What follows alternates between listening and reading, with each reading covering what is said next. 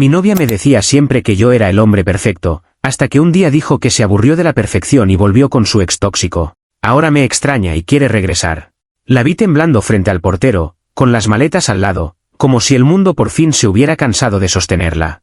Mi celular vibraba con sus audios. Adrián, por favor, solo ábreme. Te juro que cambié. Y yo, desde mi sala, miraba el reloj como quien espera que caiga la última ficha del dominó. Porque esa noche no era un reencuentro, era una sentencia con moño. Déjenme contarles cómo la dejé probar su propia medicina. Valeria solía decirme lo mismo con una sonrisa que parecía juramento: eres el hombre perfecto, Adrián. Lo repetía como si fuera un halago, al mismo tiempo, una forma de marcar territorio. Yo lo tomaba bien. ¿Quién no quiere ser perfecto para la persona que ama? No me malinterpreten, yo no era un santo de postal, pero sí era estable. Pagaba a tiempo, no desaparecía, no jugaba con el silencio como castigo. Si decía voy, iba. Si prometía algo, lo cumplía. Y en su mundo eso era casi exótico. Valeria venía de una historia con Bruno, su ex tóxico en el sentido literal de la palabra, impredecible, encantador cuando le convenía, cruel cuando ya no necesitaba fingir. El tipo que te escribe poemas a las 2 de la mañana y te arruina el día a las 2 de la tarde. Cuando empezamos a salir, ella juró que era distinto conmigo. Contigo descanso, decía. Contigo mi cabeza se calla. Y yo, como un idiota feliz, pensé que eso era amor maduro. Los primeros meses fueron casi perfectos. Salidas tranquilas, planes normales, domingos de mercado, películas sin drama. A veces yo notaba que Valeria miraba su celular con una ansiedad rara, como esperando un mensaje que no llegaba. Cuando le preguntaba, soltaba una risa y me besaba. Nada, tonterías. Hasta que un día, así como quien anuncia que cambió de sabor de helado, me soltó, me aburrí. Estábamos en mi departamento. Tenía una taza de café en la mano, como si fuera una conversación casual. ¿Te aburriste de qué?, pregunté, todavía sin entender. De la perfección, dijo. Y esa frase me partió en dos. No porque yo creyera ser perfecto, sino por lo que significaba. Todo lo que yo hacía bien, todo lo que yo cuidaba, lo convirtió en defecto. Luego vino el golpe final, sin anestesia. Bruno me escribió. No sé, con él siento cosas. Contigo todo es demasiado estable. Estable. Lo dijo como si fuera sinónimo de muerto. La escena fue humillante por lo calmada que fue. No hubo llanto. No hubo gritos. Ella ya venía con la decisión cocinada. Solo estaba buscando la manera de servírmela sin mancharse. ¿Estás volviendo con él?, pregunté, más por incredulidad que por esperanza. Valeria se encogió de hombros, como si yo estuviera haciendo una pregunta tonta. No es volver. Es retomar lo que nunca se apagó. Y me miró con esa mezcla de pena y superioridad que solo tienen las personas cuando se convencen de que están siendo valientes. Esa noche recogió sus cosas, se llevó 2 bolsas, su perfume, y un abrigo que yo le había regalado. En la puerta, antes de irse, remató con una frase que me dejó sin aire: tú vas a estar bien. Siempre estás bien. Bruno me necesita. Ahí entendí mi papel. Yo era el lugar seguro, el banco emocional, el mientras tanto. Y él era la montaña rusa que ella confundía con vida. Las semanas siguientes fueron un desfile de silencio. Ella dejó de existir en mi rutina, pero no en mi cabeza. Me cuestioné todo, si fui demasiado tranquilo, si fui demasiado disponible, si amar sin drama era aburrido. Intenté hacer lo que hace un adulto sano, seguir.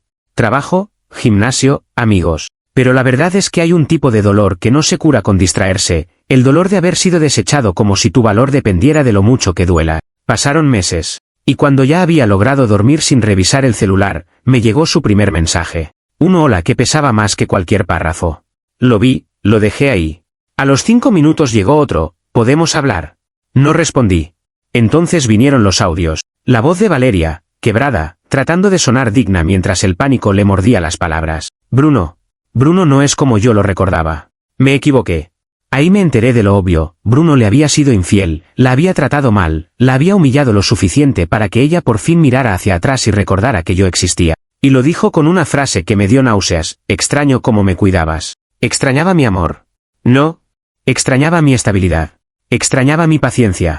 Extrañaba el lujo de ser tratada bien sin tener que ganárselo. Quedamos en vernos en una cafetería. La vi llegar como quien llega de una guerra que ella misma eligió, maquillaje ligero para tapar el cansancio, sonrisa ensayada para no verse derrotada, manos temblorosas escondidas bajo la mesa. Me pidió perdón con lágrimas precisas, de esas que caen cuando conviene. Me habló de haber madurado y haber aprendido. Y remató con lo que, según ella, era el anzuelo definitivo: quiero volver contigo, Adrián. Quiero hacerlo bien esta vez. Mientras la escuchaba, algo se acomodó dentro de mí. No fue paz, fue claridad.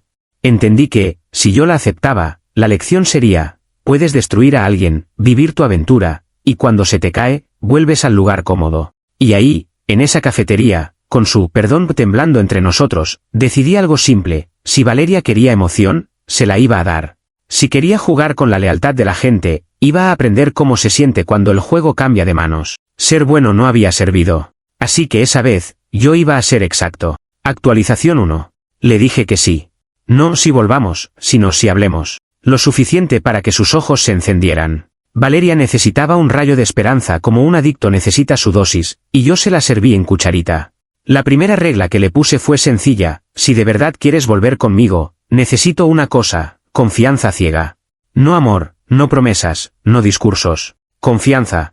Porque sabía que ese requisito iba a exponer su verdadero músculo emocional. Ella no sabe confiar, solo sabe apostar cuando cree que va a ganar. Valeria aceptó demasiado rápido. Lo que sea, dijo. Y ahí confirmé lo que ya intuía: no estaba volviendo por mí, estaba huyendo de Bruno. Yo era su salida de emergencia.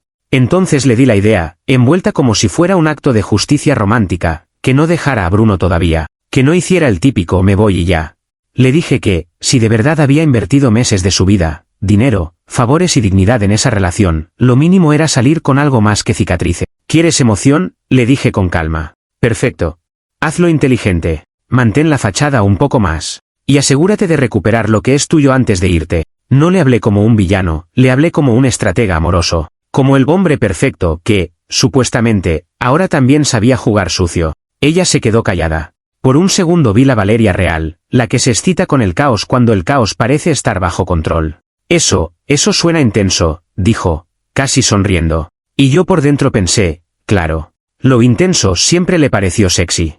Para que no se sintiera culpable, le di el discurso listo: que Bruno era un manipulador, que él le debía, que era justicia, que era cerrar un ciclo. Le empaqué su resentimiento como si fuera una causa noble. Y ella se lo tragó sin masticar.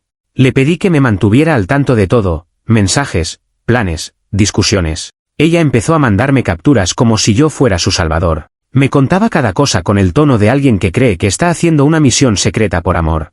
Y mientras ella jugaba a ser agente doble, yo no me apuraba. Solo me aseguraba de algo: que cada paso la alejara más de cualquier salida digna. Porque el plan no era que volviera conmigo, el plan era que, por primera vez, una decisión suya le explotara en la cara sin que pudiera culpar a nadie más. Actualización 2. La siguiente fase fue más delicada. No bastaba con que Valeria estuviera confundida, necesitaba estar atrapada.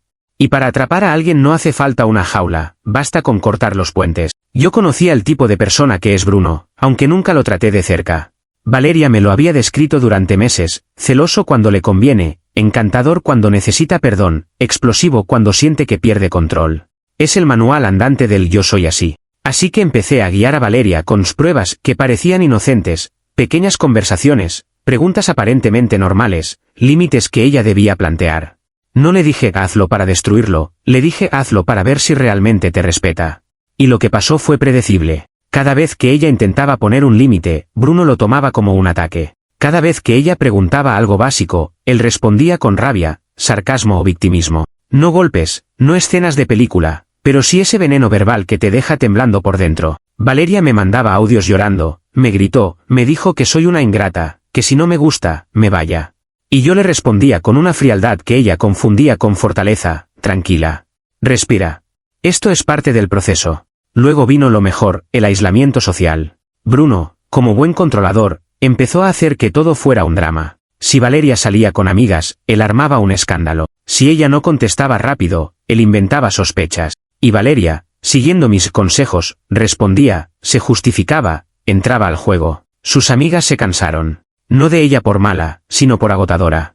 Porque hay un punto en el que la gente deja de sentir pena y empieza a sentir fastidio. Y eso le pasó a Valeria: el círculo que antes la escuchaba, ahora la esquivaba. Un día me escribió: nadie me entiende, Adrián. Todos dicen que yo misma me busqué esto. Y yo pensé, por fin. Ese era el sabor exacto que yo quería que probara. La sensación de estar sola dentro de un desastre que ella eligió. Para que el caos creciera, le dije que no cediera, que no pidiera perdón primero, que mantuviera su postura. Eso encendía a Bruno como gasolina. Él respondía con más control, más presión, más rabia. Y ella, Creyendo que estaba ganando, se hundía más. Cada pelea la desgastaba. Cada reconciliación la confundía. Y mientras tanto, ella seguía mirándome como la única persona estable que la guiaba. ¿Irónico? ¿No?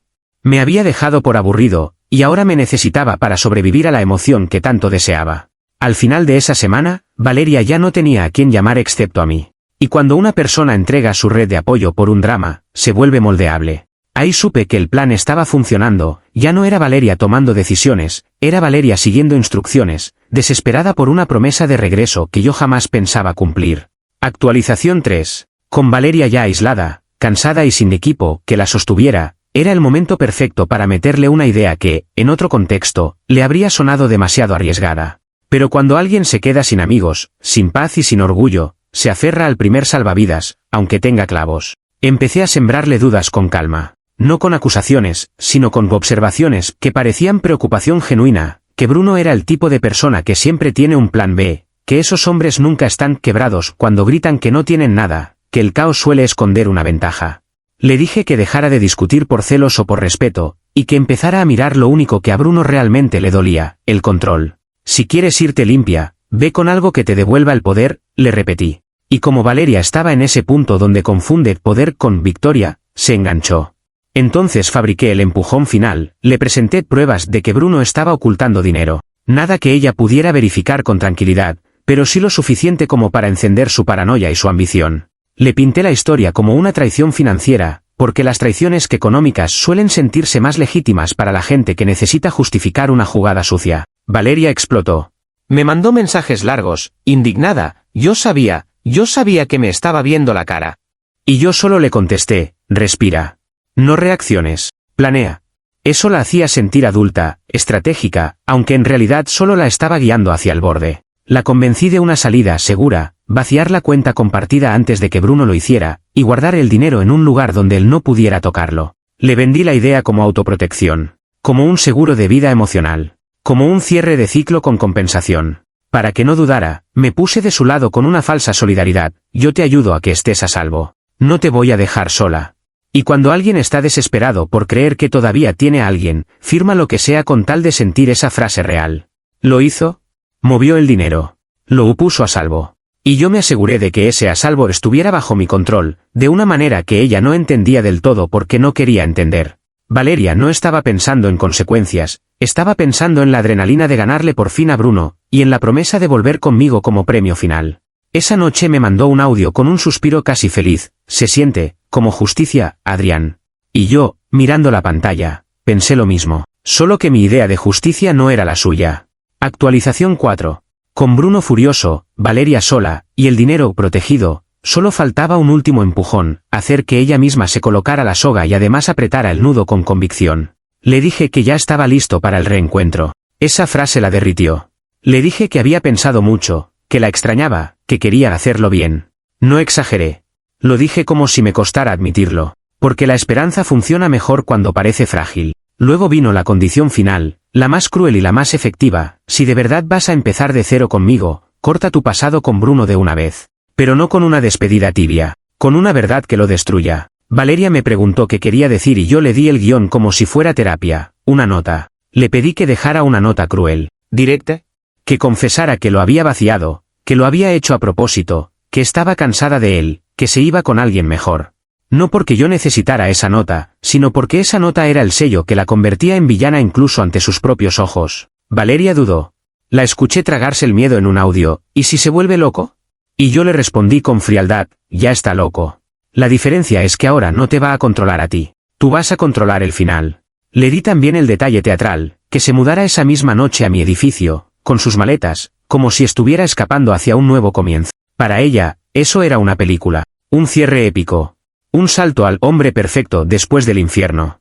Lo que Valeria no sabía es que, mientras ella se preparaba para actuar el final, yo ya estaba cerrando el mío. Contacté a Bruno con una calma que me sorprendió a mí mismo. No como rival, sino como mensajero del desenlace. Con él no usé emociones, usé hechos. Le hice ver que Valeria estaba jugando a dos bandos, que estaba planeando irse con dinero, que había una nota, que había un movimiento hecho. Y lo más importante, que yo no estaba ahí para quedarme con nada, solo para devolverle lo que era suyo y sacarme a ambos de mi vida como se saca una astilla. Bruno, por supuesto, explotó. Pero esta vez su rabia tenía dirección. Y cuando la rabia de un tipo como Bruno encuentra dirección, se vuelve acción. Eso era exactamente lo que necesitaba para que el golpe final no lo diera yo con mis manos, sino el sistema con su firma. Esa noche, Valeria me mandó la foto de sus maletas. Voy para allá, escribió. Y yo solo respondí, te espero. Porque el mejor anzuelo es el que se siente como hogar. Actualización 5. Valeria llegó a mi edificio como si estuviera entrando a su nueva vida. Maletas, cara cansada, labios temblando. Según ella, acababa de quemar el puente con Bruno y venía a correr hacia mí como un final feliz. La vi por la cámara del portero. La escuché decir mi nombre. La vi acomodarse el cabello, como si todavía pudiera controlar la imagen que da. Y luego la vi sacar la llave que yo le había dejado días atrás, con toda la intención de que creyera que esto ya era real. La llave no funcionó. Intentó otra vez. Y otra. Miró al portero con la sonrisa rota. Volvió a probar. Y cuando la realidad le pegó en la cara, me llamó con desesperación. Ahí fue cuando le envié el vídeo. En el vídeo se veía lo que ella jamás imaginó, yo devolviendo el dinero a Bruno y explicándole, con una calma casi quirúrgica, lo que Valeria había planeado. Sin gritos, sin insultos, solo claridad. Le dejé a Bruno lo único que siempre le faltó para actuar, una historia coherente donde él era la víctima y Valeria la traidora. Valeria se quedó helada. Me mandó mensajes frenéticos, ¿qué hiciste? ¿Estás loco? Era nuestro plan. Y esa frase fue el chiste final. Nuestro. Como si yo le debiera lealtad después de que me tiró como basura por aburrido. En el mismo vídeo, Bruno mencionaba algo que Valeria no esperaba oír, que ya había tomado medidas, que ya estaba moviendo todo por la vía correcta. No era un aviso romántico. Era una advertencia legal. Valeria empezó a suplicar. Me mandó audios llorando, prometiendo, diciendo que todo fue idea mía, que yo la manipulé. Pero ya era tarde para reescribir el relato. Lo hermoso de una trampa bien cerrada es que, cuando el villano intenta escapar, solo se enreda más. La última vez que vi su cara fue por la cámara del edificio, sentada con las maletas a un lado, sin amigas, sin Bruno, sin mí, con el mundo por fin dejándole claro que la emoción también cobra intereses. Y entonces hice lo único que faltaba para completar el cuadro, bloqueé a los dos. No sentí culpa. Sentí alivio. Porque Valeria pasó meses creyendo que podía elegir entre estabilidad y caos como quien cambia de playlist. Esa noche aprendió que la gente no es un hotel, no te vas cuando te aburres y vuelves cuando te conviene. Y yo, por primera vez, no fui el hombre perfecto, fui el hombre exacto.